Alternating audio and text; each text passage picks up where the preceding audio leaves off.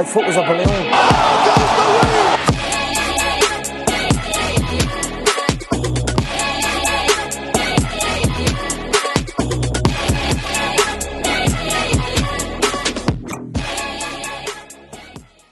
Ready?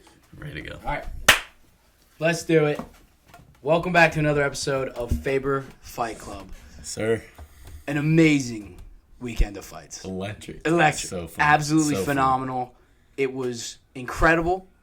Sitting down and actually getting to watch a full card. Fantastic. Let's drink. Let's drink right away. Let's immediately crack open a beer. It's my favorite tradition is interrupting you while you start talking. It's grabbing a beer. Well, I'm trying to, begin with some sort of opening. Dude, yeah, you give nice intros. I like to do my best. Good I just get real thirsty, dude. Good pour. You're thirsty. You're thirsty. It's been a long day, man. It's been a long day. Long day. Me and Ty have been through a lot today. Oh, my God. Presentation of a test that we were very unprepared for. Yeah. Listen, man. Tests come and go. Podcasts are forever. Hopefully. Hopefully. Cheers. Cheers. Let's go. To 7. To 7. Oh, damn, that's good. That's what a warm beer tastes like right there. Dude. That's good stuff. But before we get into this last weekend's epic slate of fights, a little bit of fight news we want to talk about. Song Yadong, one of our favorite fighters. Crazy name, just for anyone listening. Very weird name. I know it's fun. He will be headlining UFC Shanghai on December 9th versus Chris Gutierrez. Song Yadong's one of our boys. We love him. We think he's the bantamweight dark horse. And future champ. Right? Very much future champ. He was originally going to get a much higher ranked fighter in Peter Yan. Yan pulled out, and because everybody's ducking him, Gutierrez steps in. Is what it is. Hopefully hopefully he goes out there, puts on a show, knocks him out, and then gets a higher ranked fight in the future. Dude, he should still be fighing top guys. He got screwed. He's been screwed this year. He went 4 rounds with Corey Sandhagen. It was 2-2. Who is arguably the best bantamweight on planet Earth right now. And they went into the 5th round. It was a close round. Or no. It was the 4th round.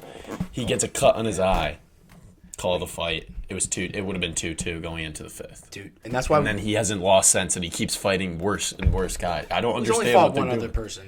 Dude, he fought Ricky Simon, which is much lower than Corey Sandhagen. I know, but he smoked Ricky. Yeah, and then he smokes him. So it's like I just fought Corey, who's arguably the best. I smoked this bum, and now you're giving me an even worse guy. What are they doing? Well, I think these songs had some bad luck because he was supposed to fight Rob Font in August, and that was we literally knew he was going to knock him out. Rob's got no chin, and then he was going to fight Peter Yan. So they were giving him these high-ranked opponents, and then they got sick of it. They're like, two pull-out merchants in a row because they're ducking him because they don't want to fight him at 100 without being 100%, and then get Gutierrez. Shout out to him for even taking this fight.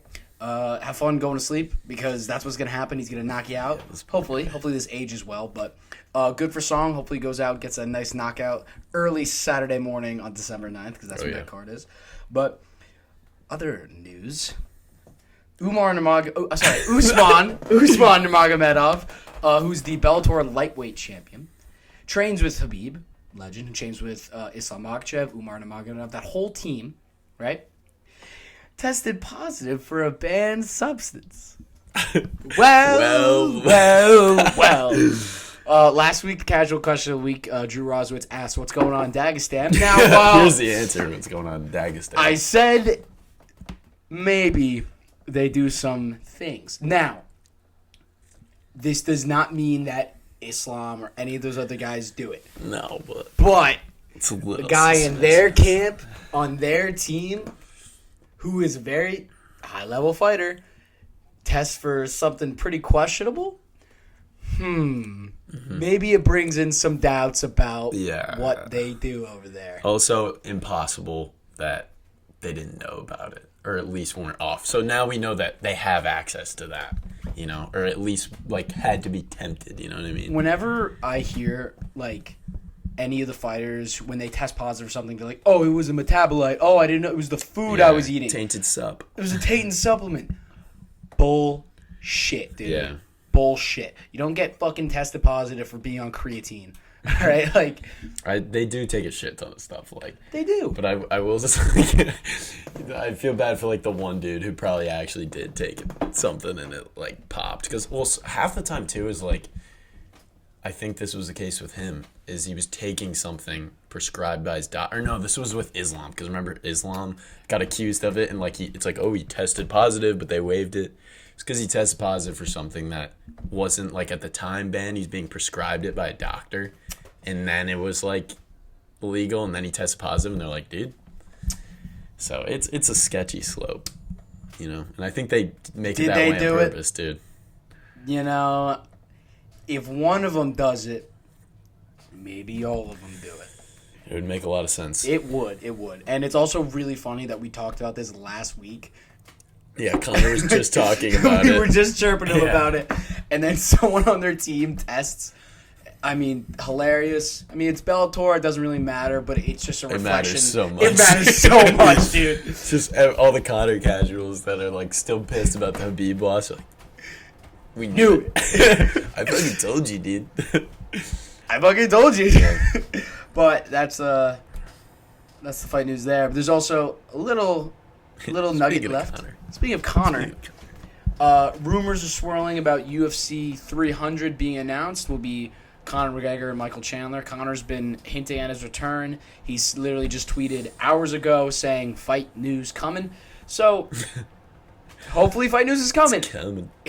We'll see. I'm honestly, I'm just like, I don't know. I'm just going to wait go by, dude.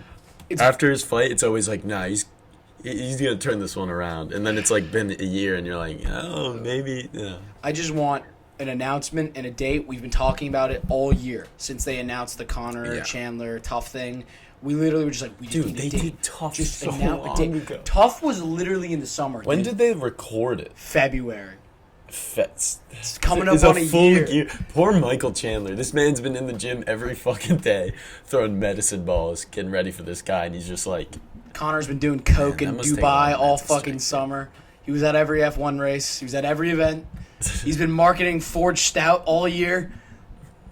Yeah, everyone's like, oh, like, Chandler's in the gym, you're not. It's like, dude, it's been like 4 years. Chandler's gonna get pretty sick of that shit too. Like, he's got plenty of time at this rate. Like, we'll see, but hopefully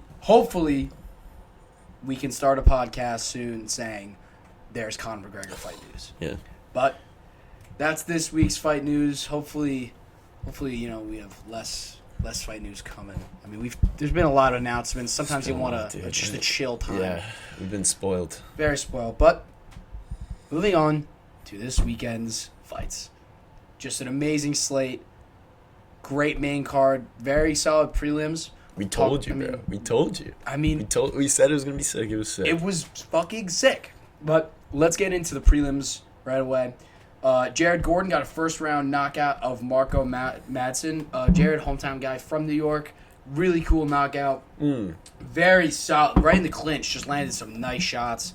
Very good for him. And Jared Gordon, get that Patty rematch, dude. Dude, did you see him say, like, he was like, I used to be shooting up heroin outside the stadium, and now I'm fighting in it. Yeah, like, very crazy sick. Life That's Jared sick. Gordon's had. Yeah, good for him, man. But good for him getting that finish. Nazim Sadikov versus Vyacheslav Borishev was fight of the night. Amazing scrap between these two, and ended rightfully with a draw. Very good fight for both guys. Both guys are extremely talented. Sadikov had Borishev extremely hurt, like done, and then couldn't get the finish. But I think the judges really got it right with the draw. It was a right call. Really right call. Yeah, I want to see it again, dude. Same thing, dude. Same thing as like a Dos Santos Renat fight last weekend, where it's like if it's that close, it's career altering to get a split decision like that. Close. So if it's that close, draw, rebook it. That's one where I'm like, rebook that, and put it on pay per view again. Great fight, really great fight. Round. That would be crazy doing that. That would be crazy. But great fight between both those two. Well deserved fight of the night bonus for both of them. Moving on to Tabitha Ricci versus Lupi Godinez. Lupi got a split decision. She's pretty good. Yeah. She's pretty good. That's a pretty big step up in competition against Ricci. And, I mean, dude, she's in the contenders. She's, like, higher up in the rankings right now at that division, and she's like that's 2 high quality wins like in a row on like very short notice. She fought in September, so now November gets it done, and we'll see where she goes from here. No, she's good. Also, it delivered. Yes, that was a good ass fight. Exactly, and very good fight. When you're like on the prelims, the women's fight, you're open to a lot of criticism. So it was nice to see that they. It wasn't a snooze fest in any slight. Like it was a great fight. And it seemed like Loopy like. I kept looking up at the TV and seen her get her ass rocked. I was like, oh shit, she must be losing. But like, what I liked is like throughout the fight, it was never like she got rocked and is like, she was right back up, right back in her face, and like it didn't deter her from like utilizing her abilities still. She's very aggressive. Like she's very dog. Very much dog, dude. Dog, but really good for Loopy, and you get a new face in the rankings. I love when like new people are stepping up because it creates interesting matchups, and that's something we'll get right now at that division. To the Steve final fight of the prelims. Steve Erceg, Astro Boy, got a decision win over Alessandro Costa. Mike, Costa guy was pretty good, dude. He's dangerous. Yeah, very he was dangerous. landing that overhand right whenever the fuck. That's the one. Like Steve did great. He looked good. I want him to get like a finish, but he wasn't really that. Yeah. He was rocking him, but he could not get out of the way. This guy would just boom, and it would land every time. It wasn't like the cleanest. Like you'd get his hand up sometimes catch him on the forehead. But I was like, bro, it's happened 4 times. If you back him in the corner, like it might happen again. So hey, it was pretty, but I think he's got a lot to clean up. Yeah, listen again, like from the hype you hear around Erceg, and again, this is 2 fights in a row watching him. Astro Boy, he's good. I'm not gonna discredit anything. Again, it was a win is a win in the UFC, and Costa's much better than like he was good. Yeah, Costa was pretty dang good. It's still for me. I'm not ready to like say that Astro Boy is someone like watch out for him. This guy can really contend. I don't see that really at all yet. I don't really know. I don't know how old he is or anything, but again, like we'll see where he goes in there. Potential. Definitely wanted them to rebook the Schnell fight though. That's the fight. I think he's gonna handle Schnell. Everyone does. I don't even want to see it. Well, no, like it's a guy in the rankings. It's a guy in the rankings to. Schnell's in the rankings? Yeah, dude. Schnell's ranked like. Why? He got that crazy ass win, dude. The one where he was like unconscious and first of all, it was the fight of the year. No, I'm not trying to shit on it. It was sick. It was sick. No, but Schnell's lost to just about anybody.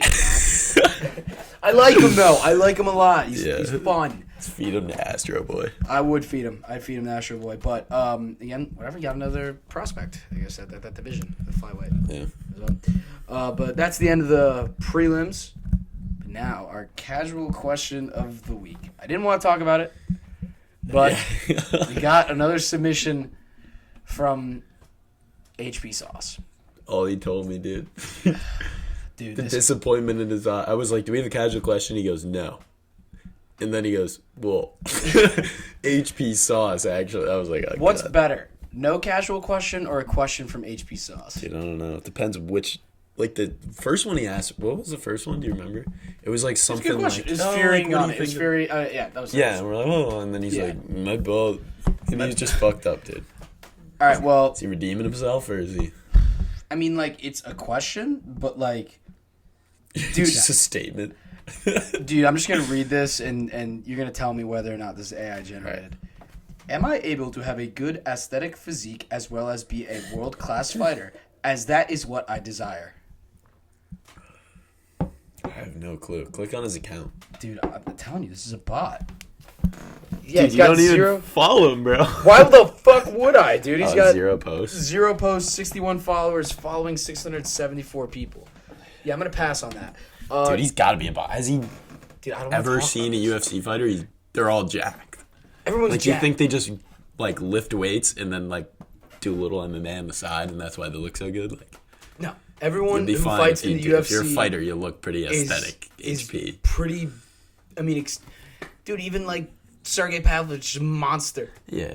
Except for you get to the big boys, they're pretty... They got muscle deep down under there. They just... Dude, they're layered. They like their shield. Some chub, but whatever. Good question, Sauce. I don't want to do it. I don't want to deal with it. Yeah. No I more. mean, don't like block him, but Not blocking him. We're not gonna. No more HP.sauce for at least a couple. he's episodes. banned for a week. No more sauce. Anyway, that's our casual question of the week. Get past that. Look at us cooking. We are cooking. We're cruising. We got a lot to talk about. Yeah, we didn't do a timer. No timer. But to the main card. Fantastic. Just so good. Starting off, Diego Lopez got a knockout finish over Pat Sabatini.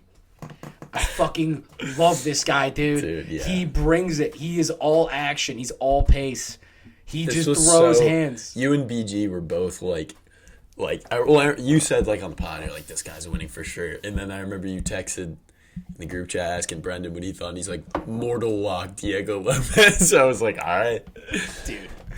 That was money. Absolutely handled Sabatini. Like, Sabatini's a very good wrestler. Mm-hmm. Got completely, like, reversed on the ground. Diego Lopez ending up on top. And then out of the clinch, landing a perfect uppercut. And then right hands. Dude, it's like he reminds me of, like, Charles on some level with, like the way he fights. Very forward, very pressure, oriented. And, man, he's got really good ground skills. He hits like a fucking truck, and he is big, dude, for 145. And he's big as fuck. I didn't even know it was featherweight until like the day after. I was like, no way, this guy's. I thought he was like a fucking middleweight, dude. He looks tall. How tall is he? Oh, he's tall. So he's a big guy for that weight class. And now I'm like, he's going to get a ranked fight next. He has to, because he showed that he belongs with the top guys. Right? For sure. And then he's smoked his last two opponents in very quick first-round finishes, back-to-back. So it wasn't like his fight against Evloev was a fluke in any way. No, dude, his skills translated. And having full training camps, this guy's fucking unbelievable. He's good. Are you kidding me? 5'11". 5'11's for all featherweight. for that weight, man. All. But, dude, he's got all the skills. He's got everything. Yeah, dude. Like, literally, he's got all the skills. So now, like, and he's not like those shitty guys who are like, yeah, I'm pretty good at everything. He's really good striker, and he's so well rounded. Right away, I'm like, all right, someone near the top. Not the top, like someone in the rankings. Yeah. Like, so I saw a couple guys. There's Dan Ige, Alex Caceres, Lerone Murphy. Now Ige, Yusuf too. Yusuf just lost. You could say Yusuf too. Like there's some guys who were like, especially at the bottom of those rankings, they're coming off losses. Yeah. You really want to fight Diego Lopez after that? Like, no. And I'd say Caceres is probably the best bet for that fight, and that's a really interesting fight because I think Caceres is a vet and he's good against everybody. And if Diego Lopez went out there and starched him, then I'm like, holy shit! Yeah, like this guy. He's a good striker too. If he got knocked out, that'd be Exactly. crazy. And so that's one where, I mean, this guy, I fucking love him, dude. And it's exciting for featherweight, man. but he plays to the crowd too. It's literally you can feel the confidence. There's so much confidence. Yeah. You can feel it off him, and again, he's got that wacky ass haircut. And the Justin Bieber haircut. It's like if Patty didn't speak English and was good. That's what this is. Like the Diego Lopez haircut's going back in style. But man, it's just another exciting prospect, another guy where I'm like, I can't wait to see him fight next. Dude. Yeah, it needs it. 100%. We got Topuria, who's working his way to the top, but other than that, featherweight's.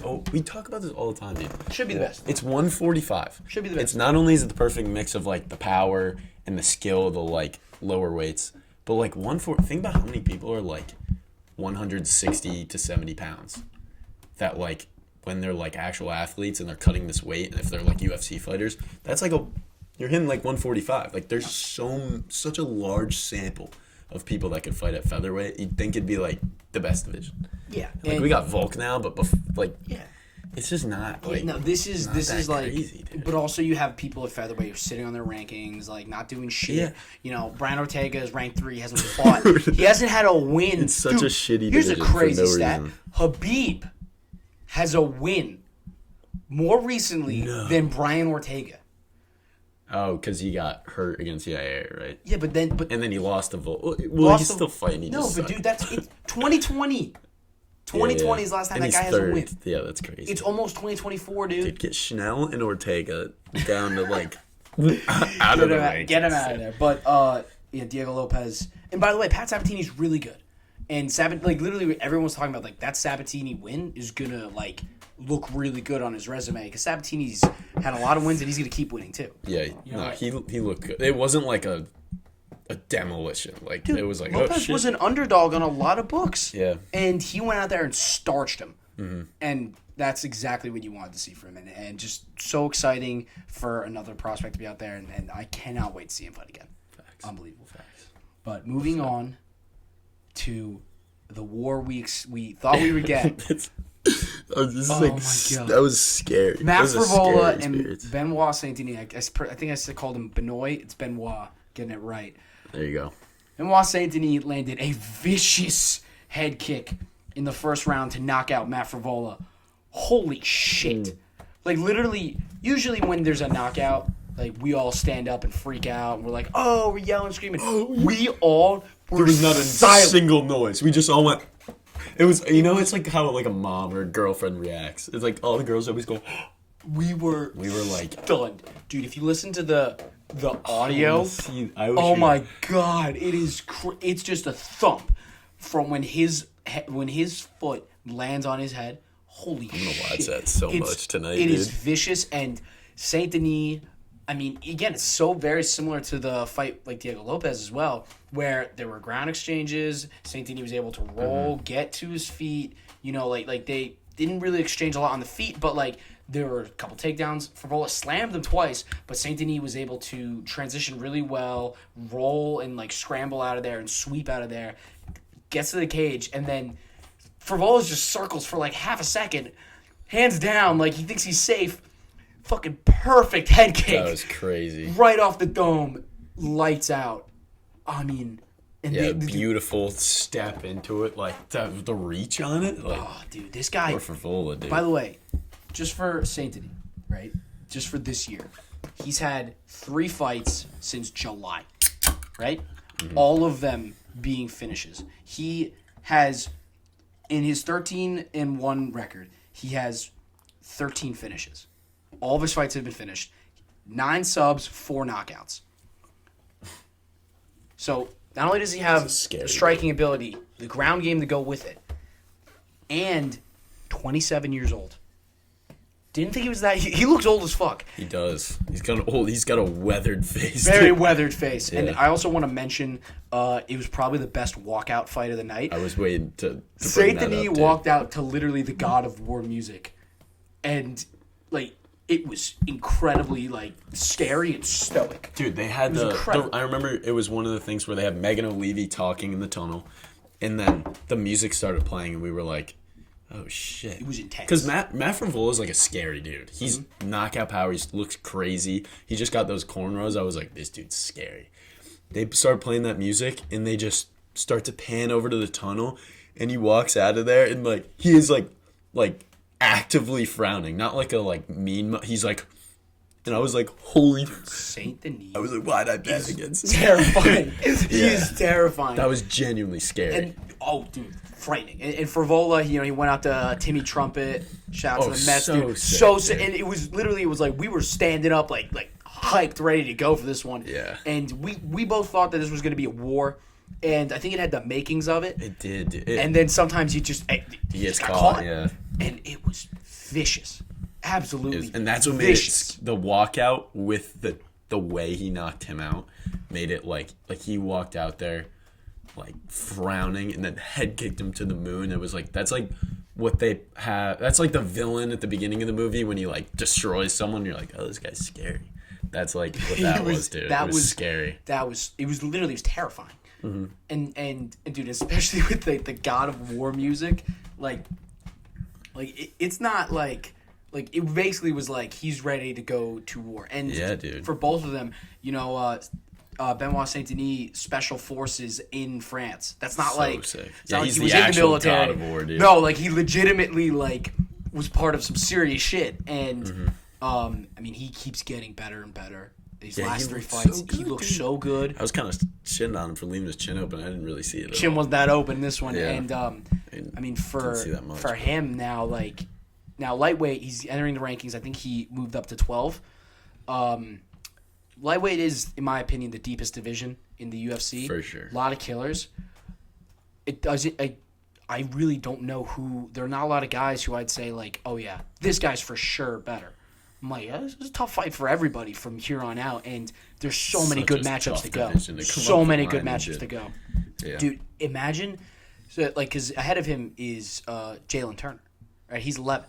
Jalen Turner has lost 2 split decisions in a row. Incredibly talented, extremely dangerous fighter.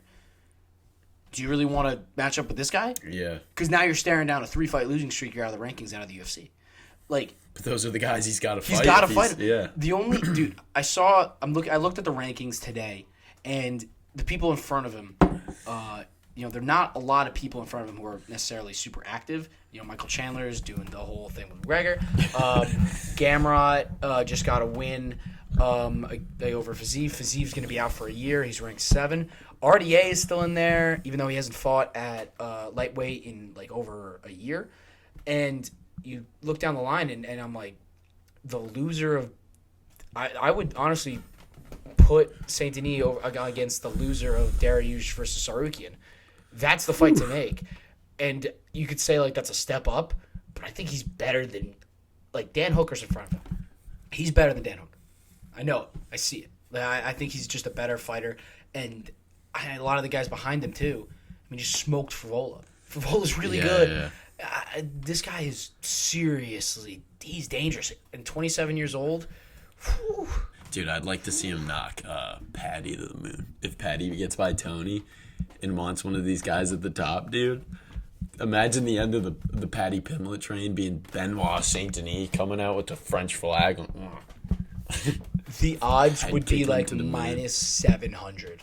No, if he beats Tony, dude, the odds are gonna be like, dude, Paddy's... He'll be like a plus 200.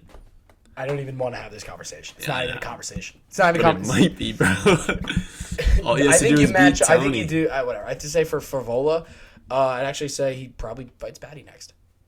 He's been calling him out, and I think that's the Yeah, fight but to he make. lost. Like Paddy, I just saw a video too. Paddy saying like I was gonna really want to fight him, but he just got knocked the fuck out. So But Paddy doesn't have star power anymore. It's gone. It's cooked. He has no pull anymore. he's got he needs a big. He does. But If he finishes Tony, that'd be that's a conversation for a couple weeks. Yeah, for sure. But for Favola, he's still a great fighter, and I wouldn't be opposed to him getting like he's still in the rankings, like the loser of like Dan Hooker and Bobby Green.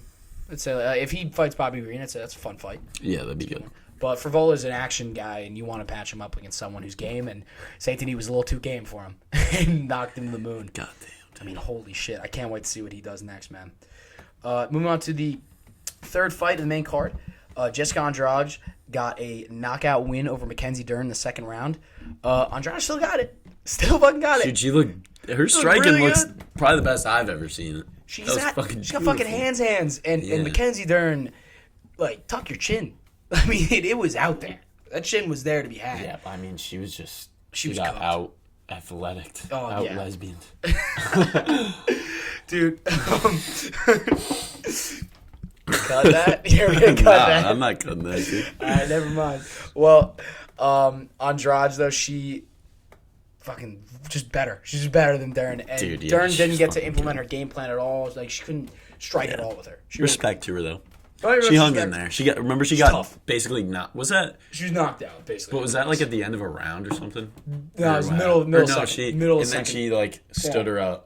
Yeah. No, she was. She was on I was wobbly like, legs, That's usually where you see the lower level people kind of like Crumble. they just stand there and wait to get hit again, and then they go down. Mm-hmm. She stood there like she was trying to stay in the fight. So tough. So I respect. I mean, that was But man, good for her. I mean, but Andrade just put it on her. And I will say, though, unfortunately for Andrade, just like, again, we talked about it being a little bit of a gatekeeper battle. It's not like she could just, like, all of a sudden hop back into the title picture. Yeah, I When mean- there's a lot of people that Tatiana Suarez is like, smoked her, dude. It was a joke. It yeah, was a joke. but like that's if you want to get back in the picture. That's how you do it. These are the Yeah, performances. you need to put exactly. out there. But she, like, for her, just shout out to her being like, just saying like a company like character. 5 fights took a short notice fight she never should have in a weight division up ahead. Like she has fought on multiple pay-per-views, fight nights, main card always, just always ready to always She's fun, game, too. always put her on a show. just absolutely shout out to her. And she deserved, like, she got performance bonus, absolutely deserved it. Like, take 5 fights. She fought killers. Never fought anyone where it was like, she's fighting Can. She fought the best of the best in her divisions, and and just again, like, it's like a shout out to her. And like 5 fights in a year is incredibly difficult, and she made it look pretty easy. And she got hurt and rocked a lot of times, and just like unbelievable. Weird year for her, very up and down, but she ended how she started, and that's with a knockout win. So good for her. Well said. But now, let's talk about the big boys. Let's go. The co-main event. I'm most excited to talk about this. This is the one to talk about. I have so much to talk about. Tom Aspinall came off the couch. 2 weeks notice. And it turns out he didn't even train. Yeah. Because he had a back injury. Said he didn't train at all, dude. 1 minute. Yeah, had like a day or two before. 1 minute knockout of Sergey Pavlovich. We were screaming. It was it was incredible. So it was an insane moment. Even in just like a 1 minute fight, there was so much to look at. Pavlovich rocked him early. Tom ate the power, danced around, moved extremely well, landed some kicks, and then 1-2, 1-2, and Pavlovich done. I mean, this guy, we talked about how good he is. He's so fucking good, dude. It's unbelievable. It's unbelievable how good this guy is. Too early. He got clipped a little bit. And I was like, ooh. We were nervous. Sergey was looking good for a second. Sergey was, dude, and the way he moves and he mixes it up better than he's so quick. Like he so literally fast. goes in and out like a freaking light. And we said that about Gane because he's quick at like sliding in and throwing punches. Aspinall, like Gane looks like a heavyweight who's quick. It's like, wow, he's fast. Aspinall doesn't look like a heavyweight. The way he punches and the way he moves, it's like, holy shit. Well, the hands go what's quick. crazy is he weighed in more than Pavlovich. He was 3 pounds heavier. Yeah. And he had, by the way, a 6-inch reach disadvantage, something around. Yeah, Pavlovich is crazy, I mean, though. That's why. And it's so incredible what he did because he did what Pavlovich did to everyone. Like, Pavlovich knocked people out in a minute. Tom went in there and did the same fucking thing. He lowered his average fight time. They were talking about he has the lowest average fight time in UFC history. Pavlovich had the second lowest. He goes in there and lowers the average fight time. That's not what it like. Yeah, it was doesn't get much better than that. It's unbelievable. And I wrote in one of the fighter profiles we did for this week for that fight. Literally said, "Don't blink." It was the first words I wrote between those two. Don't blink. And holy shit! Like it ended as fast as it began, and it was worth every single second. It was. Yeah, it really was. It wasn't like I wish it went a little longer because that was so. It was storybook. We knew that those two were just gonna swing, and we didn't. There was no way. Like I saw some people being like, "Oh well, if Tom gets it later rounds," I'm like. What are you talking about? What later rounds? There's no way this goes anyway past like any type fight for fight. Average of a minute, and you think they're gonna be in like the 18th minute of the fight? Like, I don't know. You think all of a sudden they're gonna be patient? Yeah. No, they are gonna go at it, and I mean, like it's like Pavlovich landed a shot, Tom landed a shot, Tom landed 2 more shots, and it was over. I love those ones too, where they hit him and clip the guy so bad, and then all they need to do is pounce right back on it, and like it's over. You know what I mean? He was like, oh, boom. Dude, I remember screaming, like he fucking got him, like he got his ass. Yeah. Like, and it was like he got the boogeyman. Like the Pavlovich, scariest human being on the planet. Literally, Aspinall all week was like, this is the scariest guy ever. I'm gonna take a fight with him on 10 days notice. No training. Yeah.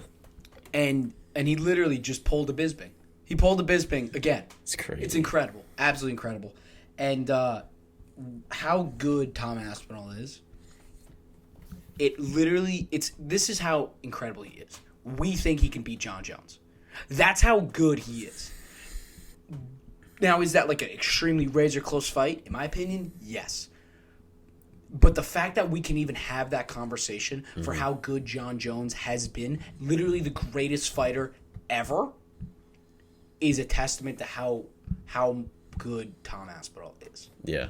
And I think people forget, too, like, in the conversation with John, like, remember right before he moved up to heavyweight, it was, like, all these questions, like, he's already a skinny-ass dude, like, that's a lot, it's the biggest jump in weight, he's fighting these monsters, like, how's he gonna look? He's older now, he's definitely lost some speed, so, like, how's that gonna look? And there was all these questions. Remember the line was so close with Gon? Gon was a favorite to start. Yeah, and then he goes in and, like, obviously dominant, it was sick, I'm not taking anything away from it, but, like, we didn't see, like, much. No. And now everyone's acting like it's, like, dude, like, he's gonna cook. Give him this, give him Stipe now. Like, we didn't see that. Not all my questions were answered. Like, I understand he cooked him, but him versus Tom to me is, like, we didn't see him on the feet. Like, Tom's speed, dude, with an old John Jones who's, like, a little chubby, put on the weight to get to heavyweight, I could see Tom doing some damage, dude.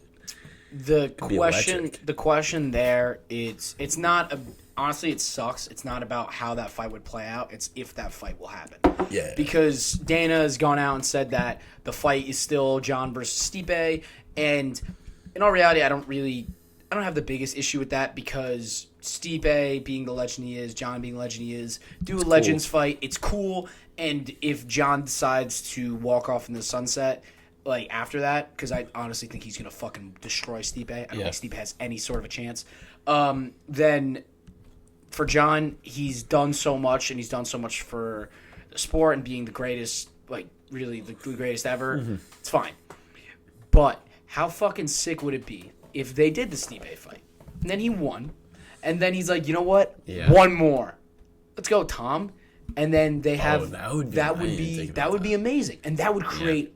a super fight, because Tom Aspinall is now the hottest name in the sport. Like I want to see him fight again, and they're already talking about him defending an interim belt, which you can defend an interim belt. We can do what UFC can do whatever they want, but that is the fight to make. Is John and Tom? It's the biggest fight to make. There's no shot it happens because Dana was probably like, if there was any chance of it happening, he'd be foaming at the mouth.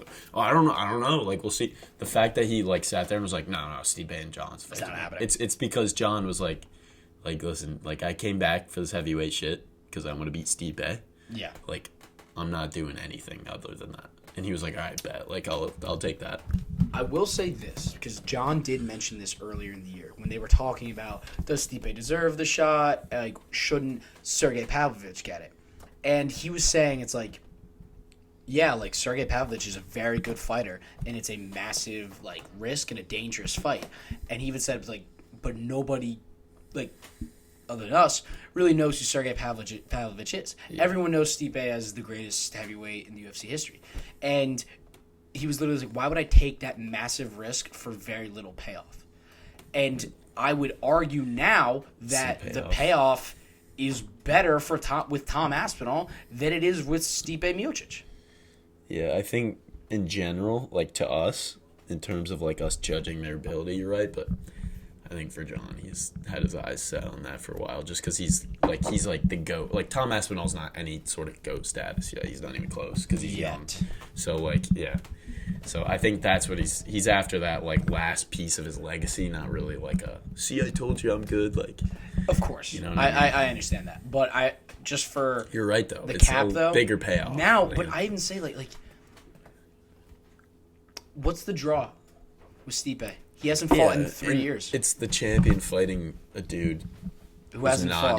Not the best in the division. It's like, John, like, you can't even really, I mean, you could say John's best in the division, but, like, the fight if it was any other division, it's Tom versus John. Yes, 100%. To see who's better. 100%. But now it's like, since it's a weird situation, like, why are these guys fighting? Yeah. You know? And is he going to leave and then Tom's just the champ? Like, I think, honestly, that is what is in our future. Is that Tom, literally, you could say right now that fight on Saturday was for the Undisputed Championship of the world. Yeah. Do they just, if you have the interim belt? They did that with Robert Whittaker. So he just becomes champ? Yeah. If John vacates and retires, which, again, like, all respect to him, he should. Like, if he wants to do whatever the fuck he wants, then Tom Aspinall would become the champ, and it's just that's the fight I want to see. That's the fight that everyone wants to see. Like love that, dude. I don't give a shit if Cyril Gane and like Tom Aspinall That'd be a have. sick fight. It's a great fight, but like it's for Be on the feet defending the the whole time, interim too. title. Yeah, I don't know, but I mean, but now the division's sort of in a little bit of a flux. Like there's some like match. You'd really have to make a number one contender somewhere. I actually think for Pavlovich coming off the knockout, like I think him and Cyril Gane should fight next, and then that creates another number one contender in my Who opinion. fights Tom? Thomas got to wait, just sit and wait. He just waits. Unfortunately, Tom's got to be Or sidelined for a you little give bit. him Gane and you give Sergey to like Almeida or Volk. Almeida versus Sergey or Volkov. Volkov, maybe. Yeah. You could do Volkov versus Pavlovich. I don't know. I don't care about Volkov. I care about Almeida. That would be a sick fight. Maybe. I don't know. But now the division got a little complicated. Sick, though. A little complicated. I'd rather be but complicated than stale. it is. And just, again, Tom Aspinall just doing what he did. It is up there with one of the best championship like performances and moments that you've ever seen. And this is something that we will talk about for a long time. This is like a very much on like the Michael Bisping level of what he did. Mm-hmm. It really is. And amazing story from a year ago when he tore his knee in front of that London crowd to where he is now. Only in this sport, dude. Only in this sport. Only in this one. Shout out to him, man. And somehow there's a main event that we haven't talked about I yet. know. That could have been the end of the card. That could have been. Like, that was a sick. That was sick. But, man. Oh, Jesus Christ. The main event. Alex Pereira did it again. He caught Yuri Prochazka with the left hook of death with a second-round knockout. We A said little it, bit of dude. controversy, but before we talk about that, let's just say how fucking impressive everything that Alex Pereira has done. Right? Here's something I just found out. He has defeated more champions than unranked fighters Yeah, that's crazy. in 7 fights in the UFC. That's crazy. That's awesome. He's a legend. He's a He's legend a- of MMA in general. Kickboxing. He made his debut in 2021 in Madison Square Garden, right? Flying knee knockout. 2021, he made his debut. 2 years later, he has held 2 belts in 2 different divisions, has beaten the best guys in those divisions, and I mean, it's unbelievable how good this guy is. He's the greatest hater of all time, Yeah. okay, over Israel Adesanya, and for a guy who literally everyone's like, oh, you just got to grapple with him. You just got to grapple with him, and then you'll win. Yeah, do it. Everyone, every single person has tried to grapple with him. Then all of a sudden they're on their ass, knocked the fuck out. Every single person, and he's done it not only at middleweight, and then he did it at light heavyweight, which is a 20-pound jump. He's Just think about the unbelievable. middleweights that like. That's all. He's like, you're fucking welcome. Yeah, Like, thank can you God imagine Izzy if got he was him. fighting like these random middleweight dudes coming up like. Dude, there are none of these guys that really could hold a candle to him. And his ability on the feet, he decimated Yuri at times. Those leg kicks early on, it was just like, all of a sudden, Crazy. Yuri's He was leg kicking is him cooked. literally off his feet, dude. That was nuts. Unbelievable. And Yuri, in all reality, I thought he did much better on the feet did than I really thought. good, yeah. Yuri, He was pressing him. It wasn't much. like he wasn't like hesitant. He was walking forward with his head forward and his hands out. I was like, dude. but he landed a lot of good shots, and we talked about those did. weird angles that he fights from. And man, Yuri's so good, and that was a really good. Like the first 2 rounds were very competitive, very good, and then like Yuri actually in the final sequence, he landed I think an uppercut, and then he landed a hook, and he's pressing forward. And we talked about it's like you want to pressure against Alex, you're Yeah. gonna walk in his shots. 1, 2, done. Left hook. Left hook, and then It's the he same landed shot every time. And then Yuri shot for a takedown, and he's landing those fucking elbows, Yeah. and he knocks him out there. Now It's like, the stoppage- Come on, dude. the stoppage is a whole- little. It's tough to little watch questionable. such a good card and have Just it the end where end. you're like, Just like I'm not saying like he wasn't out, and he said he was out, and that was a good stoppage. Half of that I think is his culture and like that he's such a respect. He's like I lost, like he got fucking rocked, And he said he was out in a different fight too, and like he didn't. It didn't look like he would. Like I think he's. I don't know. I don't. I was an early stop. Well, basically, like just for context, Yuri got knocked. He got dropped and rocked really hard. Shot for a takedown, then landed about like then he got hit with about like 5 or 6 elbows right on the side of the head. Yeah. And while then he's just holding now his legs. he's pressing forward, and then all of a sudden he falls back very laborly. Like not good. He's just getting hit in the head and just falls on his back. Now, that usually is a sign of like, oh shit, someone's like getting out, like on their way like to being finished. But the referee, Mark Goddard, before Alex could have landed another shot on the ground or anything else, jumped in and stopped the fight. Now, we literally said 2 more seconds. If he lets that go for 2 more seconds, Alex lands a seminal blow. Yeah. There's no controversy at all. 0. Zip. Yeah, but if he does. He went a little too early. And it's interesting because Mark Goddard has done this on numerous occasions. Got a couple here, dude. Wrote these down. Colby Usman won. Early stoppage, a little. Again, similar situation. Colby was hurt, but jumped in a little early in that first fight against Colby and with Usman. Jumped in early. Then, last year, Pereira and Izzy. Pereira was landing a lot of big shots, but Izzy didn't fall to the ground. Izzy wasn't necessarily killed, right? He wasn't out unconscious. He was really labored and wobbly, and he was about to be done, but the job wasn't finished yet. You've seen guys recover. Goddard stepped in. That one, again, I do defend him on there. Izzy was completely cooked. There was Pereira's just landing shots. It's the worst argument to say like it was early, but like it would have been over in a couple seconds. Because so you're saying the fight would have been over in a couple seconds. Like let's end the fight there if it was going to be over in a couple of seconds. Earlier in August, Sean versus Aljamain Sterling. Another, again, it's like similar type of thing. At least it's consistent. It's very consistent. Sean rocked him, had him, again, Aljo was on the ground, hurt, eating a million shots to the face, but he wasn't all the way out. There's that chance he could have recovered. Aljo turned over, and then Goddard steps in. And then, again here, Mark Goddard. What are you doing? Just get out. You're not fighting. Dude. You're just get out of it. The worst thing in the world is when a fight, it's a very difficult job being a referee. Completely understand that.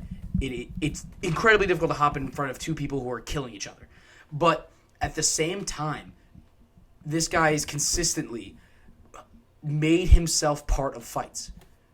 And I see, dude, the people who say that he is like one of the best refs can all suck a dick because he is not. He constantly makes these mistakes, and it's something where it's like, dude, stop making yourself part of the fight.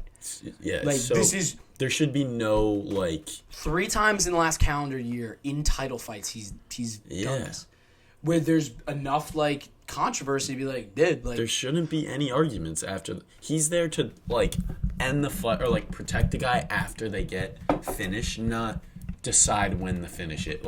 You watch, he stands there, and then when the guy is done, he steps in. Not no, he lost, dude. He's cooked. It's not your decision. It shouldn't be any decision like that. They have to protect the fighters, but I think in those situations, it's you gotta you can. It's noticeably you can see when someone's out, right? Whether it's eyes roll back, a whole bunch. There's signs. For there, it's I don't know how you could see, it was close. Yeah. Pereira really hurt him. I'm not taking away from that. I'm not taking away from the finish. But, dude, just literally, a second more. You need to see just a little bit more to see if Yuri could get out there. Because you don't want to see late stoppages. Those are terrible. It's the worst thing in the world. And it's extremely difficult. But early stoppages are even worse. It takes away from the great fights, too, dude. It does. Think about, Glover and Yuri. The amount of times he's, remember when he got, heavily wobbled? Yeah. Those fights are the best because you're Yeah, like it's damaging to their health, but they're freaking MMA fighters, dude. They know what they're getting into. It's takes it's away tough, from the fight. but god damn it, Mark. At least get him off the main event, so like it doesn't end with a sour taste in your mouth. Because there was 5 knockouts in the main event. It was 5 knockouts, and it just left us with a little bit of like Yeah, and like that. If it was a co-main, and then we get to fight, and it's crazy, and then that's it, and we go to bed. There's a better taste in my mouth. But the thing is, it wasn't like I even would say that the Aljo Shawn one, like that stoppage was more like I didn't even like think it was that bad. No, I didn't think it was that bad. It definitely could have kept going. This one immediately, and again, we've been drinking since like 11 in the morning. We were like, we all were like, it's a little early. I was like, pissed, and again, it didn't like ruin the card. Like, it's just like, dude, 2 seconds, just 2 more seconds. But I don't want to talk about it anymore. Fucking Mark, you suck. But for Pereira, the obvious fight to make is with Jamal Hill. Because Jamal Hill was the champion, albeit under weird circumstances, and then unfortunately he tore his Achilles playing basketball. Weird. Seriously? Yeah, swear to God, with DC. Damn. But he tore his Achilles in the summer, and unfortunately he had to vacate. He vacated the title because Yuri did the same thing out of respect for those 2 gentlemen for like not holding up the division in any way. And he created this fight, really, and this opportunity for Alex, and that's the fight to make. However, I don't know what the recovery time is for Jamal. I don't know if he has the Aaron Rodgers surgery or not. And he's going to be back. I don't think he did. These guys don't have that money. They don't have that NFL money. But again, like I don't know when he'll be back. Hopefully by like the summer. That'd be great. Exciting. That'd be really exciting. But in case that doesn't happen, like eventually there could be another title challenger. Maybe you could say that if Johnny Walker wins, he gets the title shot against Ankalaev, because I rebooked that recently. Actually, that's fight news, but I forgot that one. Or again, like you could, because Rakic is fighting Blachowicz. If Rakic gets a big win, there's about to be a lot of different contenders. There's some contenders coming, but here's an interesting one. I was listening to the John Anik and Kenny Florian podcast today while I was at the gym. And, again, it's like to hear from other perspectives, hear a little recap of the fights. And they were talking about it. And after Jamal Hill, I want you to guess who John Anik mentioned in the title category. I want you to really think for light heavyweight. I want you to think about who he mentioned. Is he in the division? He's in the division. He's in the rankings. I want you to think about it. Who he mentioned. And also, Chael mentioned this person too. Think about it. Who would piss me off? One of the 4 we just mentioned. Who would piss me off the most getting a title shot? Anthony Smith? John Anik. He's like coming off like 2 losses. Dude. Or no, he just won, dude. No, he's coming off 2. He's 1 and 2. What's the one he won? No, he beat. Dude, he's won it. He's like 2 and 3 in his last 5, right? But anyway, John Anik, who is more than the most respected person in MMA, with a podcast a zillion times bigger than ours, went live and said Anthony Smith could be in the title picture. That's crazy. Hell will freeze over the earth before Anthony Smith gets a title shot, dude. I don't even want to entertain how fucking ridiculous that is. How insane for this bum to get a title shot, ranked 8th, to fight Alex because he thinks he doesn't like Alex and he just talks shit in the media because he's a brainless idiot from Nebraska? Yeah, dude, he's... Fuck no. How dare? How dare it even down. be a thought? I was so... Dude, I listened to that. I heard that. I just go... No. Pause. I literally was like... Spotify, play. There's no way that he said that. Whatever. Yeah, that's ridiculous. Ridiculous. We got 4 guys, or like Jan, Ankalaev, Johnny Walker, and Rakic. Those are all great contenders. Krylov. They're all fighting. Krylov. Yeah. Krylov's really good too. Like there's a lot of guys here. Anthony Smith belongs in the gutter. Go fight in the prelims, buddy. Go fight the Apex. But I actually think also a good fight would be like for Prohaska, the winner of Rakic and Blachowicz. neither of them has fought. Whoever fights that should fight Yuri, and then they're one shot away from the title. Creates a good number one contender. Has he fought Uncle Ive or Johnny Walker? I don't think he has. Yuri? No, he's fought neither of them. He could fight. So, I'd like to see him against any four of those guys. I just want to keep Uncle Ive as far away from Alex because his grappling, unfortunately, would probably be the decider in that fight. Maybe. You get him out of here, dude. Dude, fucking Uncle Ive. He's on drugs. He's on that team. He's on. Well. But again, like when we talk about the card, did it deliver? For me, that ending didn't ruin it in the slightest. It was incredible. The prelims were great. I was thoroughly entertained through it all. It might be card of the year. Dude. It is among the cards of the year, and we'll talk about that. I think on the final pot of the year, like recapping all the cards that we've had. And I mean, it was just a complete just literally knocked it out of the park. Yes, sir. Fastest card of the year. Fastest card of the year. 20 minutes or something like that. It was fantastic. We were done by 5 KOs. We were done by before 1 o'clock. Usually not even close to that. So incredible, and man, shout out to Dana. He did it again. The matchmakers, they know what they're doing. Incredible card. And also, we'll say, I am hot with the picks. My favorite locks hit again. Cashed. Big money weekend for me. The parlay of Lopez, Saint Denis, Aspinall, and Pereira, my four-legger hit slam dunk. Dude, I don't even remember making a lay. I made. I mean, I had some drunk bets. And my drunk bets hit. You were the luckiest drunk bet. Except for Miami. I didn't win on Miami. I bet on Miami, unfortunately, this last weekend. What'd you make me bet on? You're like, bro. Rutgers. Take your $15 bonus bet. They were up by like 3. I made you bet on Rutgers. Put the 15 on it, bro. They lost by like 30 points. No, they didn't. They lost by like 11. No, it was not 11. Dude, we're not even going to argue about Rutgers. Oh, yeah, we're not going to argue because it's coming up, dude. Pull up Rutgers. Who'd they play? Ohio State? Hey, they were up. They were driving. This is not related. 35 to 16, Ty. What was it, 35? That's 19 points. I woke up from my nap and I was like, oh, wait, my bet. Like, I wonder if they won. And I was just like... You gotta believe in something, okay? All right, I bet with my heart. Shut the fuck up, dude. Shut the fuck up. All right, well, anyway, that's 2 weeks in a row that I've had a parlay on the Faber locks hit. Yeah, so that's pretty my impressive. cred is back. Is back. Yeah. All right. Now, there are fights this weekend. UFC Fight Night, Allen versus Craig. Yeah.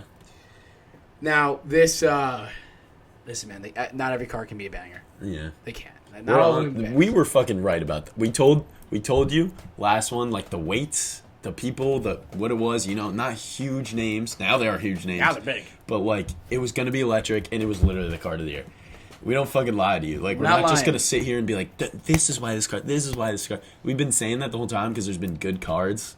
Like, dude, this is the first. We're going to be honest. Like, it's got the other Fight Night cards. Fucking sucks, dude. The other Fight Night cards have been a lot better. The ones we actually, I'm going to say, the Fight Night cards we were getting beforehand were pretty solid. They were. That's really what I'm saying. We all they have is like us, like, yeah, this is awesome, Yeah. Now they've been awesome. Now this is one we're honest, on paper. I'm going to say on paper. It's a very mid card. That being said, these are the ones that end up like all of a sudden there's like 8 or 9 knockouts, and you're like, oh and shit! And what's one of the more fun nights of your like? Yeah, it's like because you just throw on, you watch some people, and there are a couple like some slight prospects, a couple names. There's 4 undefeated dudes on this card, dude. But we're gonna run through the main card for Fight Night, Allen versus Craig. Again, it's also an Apex card. Wait, let's explain the ball before we run through it to build some anticipation. But also, we have an 8 ball. Yep, you may have noticed it. We decided we need something to spice it up a little bit when the cards are shitty. We're going to let this bad boy pick a main card lay for us. We're going to throw some money on it and see what happens. Of course. And by the way, say shitty, I just say like mid. Because you can't predict how these fights will go. No, like say mid on name value. You can't say before the fight or the card happens it's shitty, but as far as the names go and judging it's shitty. Yeah. This sucks. Yes. This fucking sucks. I've been a little too disrespectful. I'm trying to be more respectful of the fighters, except for Anthony Smith. Fuck him. But anyway, the first fight of the main card, Uros Medic versus Johnny Parsons. Medic had a KO in July at UFC 291 against someone who there's a little bit of hype behind him at welterweight, not ranked, something of a prospect, not 100% sure. Fighting Johnny Parsons, who has a 6-fight win streak. You stretching your back right now? That's all right. You can stretch it out. Keep chatting. But again, like this is one where I'd say like that's a solid fight. You know, it's not anyone like I haven't seen Parsons fight myself. Again, like, just going off reputation, he had a KO his last fight. Just someone where it's like, all right, like this could be an interesting matchup that they made. Also, Luana Pinheiro versus Amanda Hebos or Rebos, either or. I pronounce the Hebos is the way I've heard it, but Hebos, she had an amazing fight, but she lost against Macy Barber back in June. Great fight, really game, and she's fighting Pinheiro, who's won 9 in a row. She's 11-1. She had a split decision over Michelle Watterson. Karate hottie, dude. Karate hottie, yeah, the washed karate hottie. Dude, but, she's good. Shut the fuck up. Dude, she's so washed. This is a good fight. Like, well, it's honestly beat karate. She is good, Ty. So I'm not gonna. Whatever. Sure. I'm not gonna argue that. But you know, again, like Ebos is more experienced. Just based off how I view Michelle Watterson and how much it was a split decision. I would say that I'd bet on Hebos there. Moving on, Peyton Talbot is fighting Nick Aguirre. Now Talbot, he's an undefeated fighter. I think he's 9-0, and this is his first fight in the UFC after winning on the Contender Series. He's like, I saw at least on the ESPN odds that they show, he was like minus 900. So then the books think very highly of him. So that's definitely a prospect to watch after. And Nick Aguirre is 0-1 in the UFC. So I don't know what the Talbot guy too yeah. on the Contender Series, he broke the bantamweight significant strike record. That's pretty cool. You gotta be pretty good. Yeah. So I mean, again, there's some hype around him, and you know, again, like it's a name sort of to watch. You know, these guys all have like small resumes. Yeah, very very small. The third headlining fight is Chase Hooper versus Jordan Leavitt. Hooper is like this. He's been in the UFC since he was like 19. He's like this baby faced, like curly haired. He's literally like nerd. He could be sitting right here. And yeah, he looks like a regular ass dude, and like he's well known in MMA circles. Like a lot of fans know him. He's had an up and down career. He just had a really nice win his last fight. He moved up to lightweight. He filled out a little bit. He had a really he I think he landed like 200 significant strikes. He fought extremely well. He's very good. He's got very good jiu-jitsu, very good on the ground. Jordan Leavitt is really only known because he got teabagged by Paddy Pimblett. Yeah. And Leavitt himself isn't like a bad fighter. He's had a couple finishes. Decent, very dude. decent. Again, these are guys who are decent. And this is a solid matchmaking fight. And especially for Hooper, it's like, you know, Leavitt is... He's almost a name. Leavitt's not a can. He's not a name, but it's like somewhere it's like you beat him, you're like, oh... He's 11-2, dude. This is one, yeah. 11-2. Yeah, but this is one like, all right, like who's gonna prove that they're actually good in this one? Yeah. And that's a solid fight. But the co-main is one that I'm actually interested in. Mm-hmm. Michael Morales fighting Jake Matthews. Michael Morales is an athlete. All right, 24 years old, built like an Adonis at welterweight. All right, he is 15-0, 12 finishes, 11 by knockout. Little interesting like fact that I learned, it's like both of his parents are judo black belts, so mixed martial arts has sort of been a part of his life for a while. And being in the UFC, like, and I'd say he hasn't fought like bad fighters. He's fought some pretty solid competition, and he's made everyone look pretty easy, you know. And this is a fight where Jake Matthews is a solid guy. Jake Matthews is been up and down. He's been close to the rankings at welterweight, dropped one. He's never been able to win like with big win to hop up. Yeah.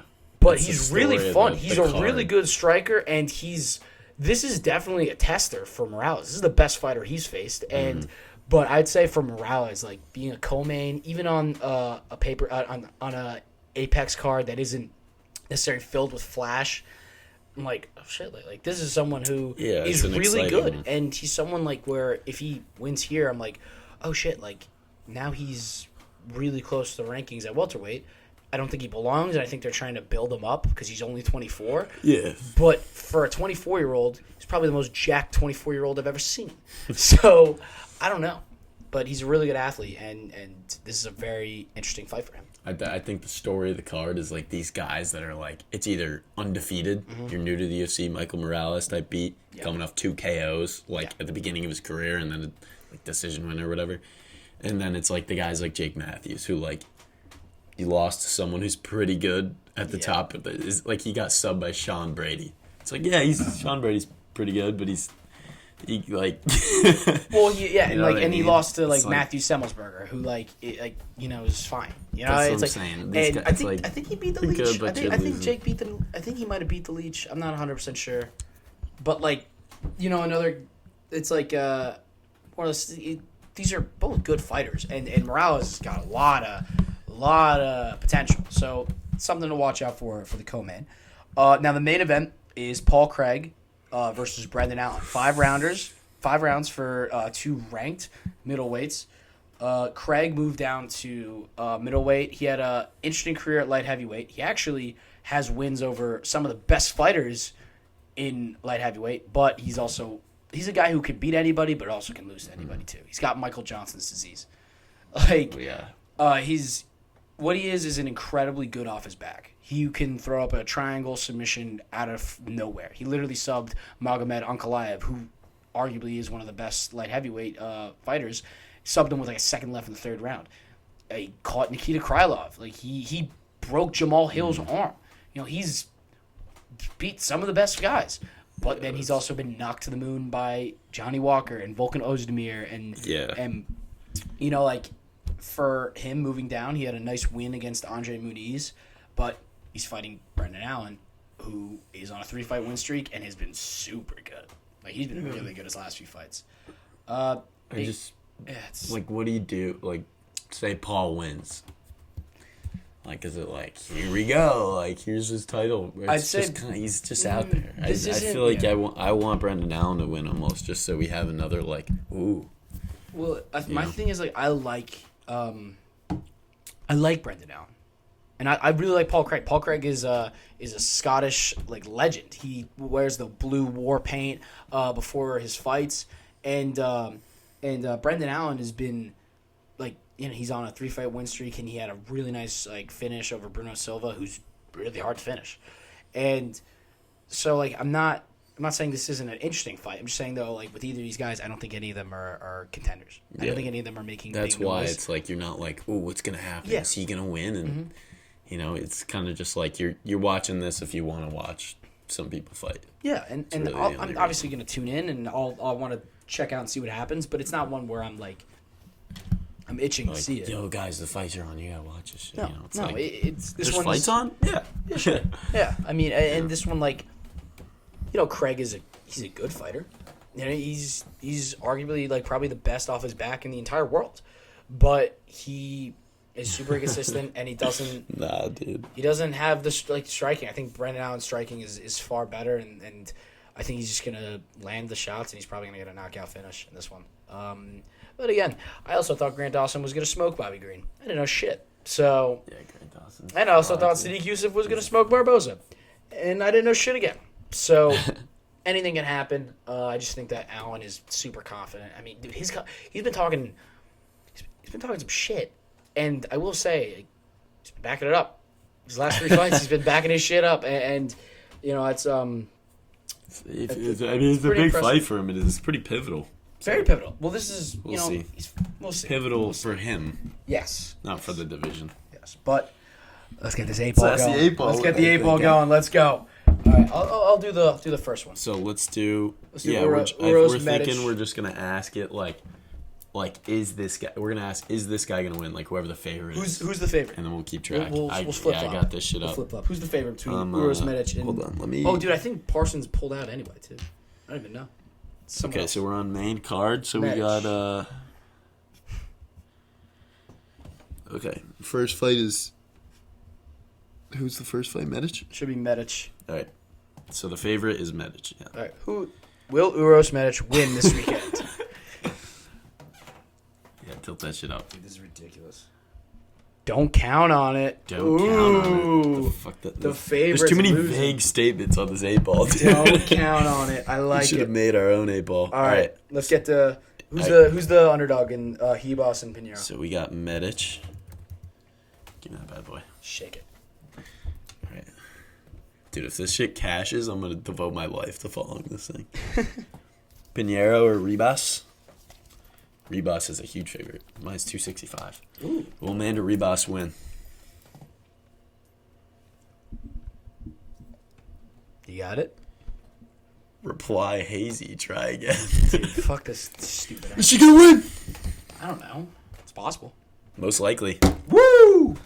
All right, so we're starting off with two big favorites. Well, no, Dude. Medic's losing, though. Didn't say Medic is losing. Oh, wait, shit. Yeah, Okay. I don't even know if... I think Parsons pulled out, too. Fuck. Well, we'll have to ask it again. We'll have to ask again. All right, well... All right, give me that. Oh, that was nice. That was clean. All right, Chase Hooper versus Jordan Leavitt. Wait. We got Talbot in the... Oh, shit. Never mind. Yeah. Talbot's minus 670, so... Whatever. Either or. See what the 8-ball's thinking, dude. The minus 670 Will favorite Talbot going. win? Oh, shit. Outlook not so good. Ooh. The 8-ball is not All right, as dude. well. This shit's going to be just McGuire as better bad as land me. some shit, dude. All right. McGuire. Yeah. Hooper. Wait, I'll keep track of how much money this makes, too, Oh, because God. This is going to be... we're up to plus 900. Oh, jeez. All right, is Chase Hooper going to win? Damn, these odds are nuts. These Minus are nuts. 235? Ask again later. Dude, this thing Let's sucks. move on to the next one. Move on to the next one. All right. Michael Morales. Michael Morales. Will Michael Morales win this weekend? Dude, it says cannot predict the verdict. Fuck that. It is certain. Wait, it said cannot predict verdict? Yeah. Bro, fuck it then. We're leaving it out, dude. Can't predict. Can't predict. This is dumb. Dude, we're letting it get its lay down. This is almost as dumb as this card. Is Brendan Allen gonna win without a doubt? Wow. All right, word. All right, so now ask Hooper. We'll see. Chase Hooper, will he win this weekend? Yes, definitely. All right, so it picked all favorites except it bet against the biggest favorite. So either this is gonna cash and it's gonna be nuts, or This could be bad, dude. this $8 toy was a bad investment. It was like $12 actually. This is 10 to win $170. So All right. Well, whatever. I 10 like to win it. 170. That's not bad. This But thing's that's gonna that go down in the Hall of Fame 8-ball if this parlay. hits, If that hits, that'd be fucking hilarious. But that is this week's podcast. We're gonna have a little break. We got Thanksgiving. There'll be no fights over that weekend. We come back. We have some banger fights coming.